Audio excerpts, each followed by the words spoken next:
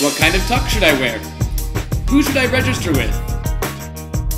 Are gay wedding receptions the new best place to find a boyfriend? Wouldn't you like to invite me to your next wedding? Welcome to a special episode of Flaming Politics, your independent look at the issues affecting the LGBT community. I'm Jackie Grant.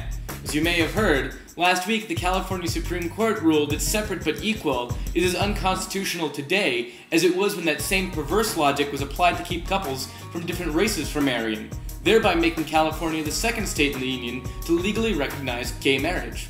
Wait a second, I live in California. Holy I can get married! That's one big story. So after the big news came out on Thursday, many in my neighborhood, including myself, gathered at Santa Monica and San Vicente in West Hollywood for a rally. This isn't the first time I've been there for a rally, but it was the first time I was there to celebrate a victory, rather than fight against a loss. I wish I could say the speeches that were made were for the ages, but the speakers were just as overcome as the crowd. One lawyer who worked on the case asked from the podium her longtime partner if she would marry her, and she said yes. One reverend spoke and said that as a straight person, he hoped that we would forgive him and his fellow straight people for their ignorance. But more than anything else, we all looked around at each other with a sense of asking ourselves, is this really happening? I looked around at the couples with kids, and I thought about how many long-time couples would look at each other tonight and make a proposal they've been waiting years to make. And everyone implored the crowd to celebrate, which we did. One of the guys I was hanging out with sang White Wedding at a karaoke bar. The local porno shop was offering a one-day-only wedding marriage sale of 25% off. And the feeling all around town was like a senior prom mixed with a graduation day, giddy and filled with a real sense of expectation. As the night wore on, we continued celebrating. I found myself at Fiesta Cantina, and I ran into a friend of mine there.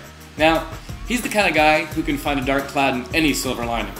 And while to give him credit, he was out celebrating, as soon as we started talking, he tore into how this doesn't change anything.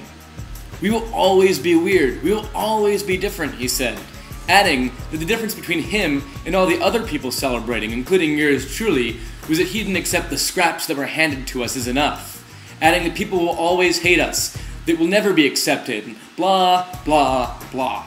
Now, I could easily dismiss my friend as being the buzzkill of the year, but he's not alone in his opinion. I want to take a minute to address people who feel the way he does. I want to begin by saying that what happened last week was recognition, not validation. The California Supreme Court didn't make me an equal citizen last week. Instead, it recognized an inherent equality that's been there from the start. Too long we've allowed ourselves to be defined by others. In political parlance, we've let the bigots frame the debate. Is it weird to be gay? Sure, but only in the same way that it's weird to be a potato farmer, or weird to be black, or weird to be a first-generation immigrant, or weird to be a kid from the projects. The average American is an enduring fantasy, but a dying one. We are a polyglot nation, organized around a belief in equality and freedom. What makes this country so extraordinary is that we are a group of people dedicated to maximizing individuality. Some people see this as a paradox. How can we be a community of individuals? How do we balance that? I see it as an extraordinary engine for change, justice, and opportunity. As the author Segun Oguntola writes of the American experience, social integration, understood as an incorporation of the immigrant into a melting pot, is perhaps an illusion. It is perhaps more accurate to understand it as a conglomerating pot, and not a melting of cultures. A hearty, spicy gumbo, not a bland puree of culture. What does this have to do with gay marriage? Well, as I see it, we have a choice. We can spend our lives being bitter about those who hate us or would do us harm, and act from that viewpoint. Or we can see ourselves and choose to act as full citizens. We need not compromise our dignity in our struggle for equality. We are no less than the next American. Our love is as valid, true, and important as anyone else's. We have history on our side. We know we're right, not just because our founding documents say so, but because every fiber of our being does as well. We don't have to change. There's nothing wrong with us. It's the attitudes of the past which are wrong. I think it's great that this decision may change the attitudes of some straight people. But I think more importantly, it's an opportunity to change the perception we have of ourselves. Let's face it, there's more than enough self-hatred to go around in our community. And as my old English professor likes to say, the oppressed enact the oppression of their oppressors. Likes the alliteration. Will there always be people who think that we're weird and don't deserve a place at the table? Of course. And if you think those weirdos are going to get a seat at my table, you've got another thing coming for you. But I see in us an amazing culture, a fantastic capacity for community and friendship, as well as a compassion and passion in all the things that we do. We must view our work as the growth and development of our community, and not as a search for vengeance, revenge, or validation from those who would bring us down.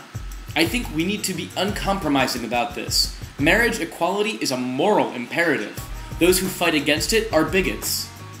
Those who would offer it to us under a different name are hypocrites. They know we deserve the same rights, but they're unwilling to call it the same thing, and yes, this extends to the presidential candidates. Asking us to accept civil unions as a compromise requires the same paucity of courage the North displayed when it allowed the South to declare a black slave to be 2/3 a person. And for those of you who say that something is better than nothing, let me say that if we don't hold the line on our equality and dignity, how can we possibly expect our allies to? And that brings me to the most important part of what I saw on Thursday.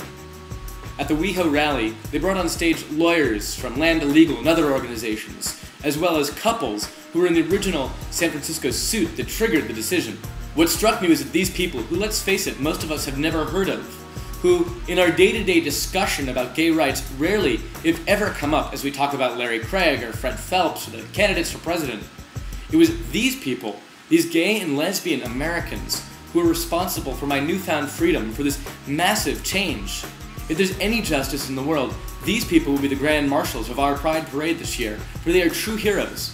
Imagine what they could achieve across this nation if we as a community turned our attention away from the distracting sideshow, bigots, and political flunkies from both parties, and instead turned it to the work that these effective, dedicated gay organizations are doing. If you want to be proud of something, take pride in their efforts. One of the San Francisco couples suggested that in all these marriages to come across the state, instead of giving gifts, we ought to give money to these marriage equality advocates. I think it sounds like a great idea. For someone who has an opinion about everything, I find it hard to describe how I felt on Thursday when the decision was announced. I've always considered myself an equal citizen, and I've never let anyone dictate the terms of that equality to me. But as I stood there in West Hollywood with thousands of other gay people and supporters of gay people, I found myself seeing the reality of what I thought this country is, the dream of it, become a little bit more true. That we took a small step to being a more perfect union. And that cannot be undone. There are those who will try with bills and amendments and hate speech and violence, but we will counter them and we will defeat them. And you cannot undo a truth once it's been spoken. They can obfuscate, terrorize, and pander all they want, but it doesn't change the fact that on May 15th of 2008, the California Supreme Court recognized that our love is as equal as anyone else's. And not only that, but to call it anything less is a denial of our inherent freedoms and our rights. We knew it. The state of California knows it now. And someday soon, the United States, from sea to shining sea, will recognize it as well. I'm Jaffe Grant, and you've been watching Flaming Politics here on Logo.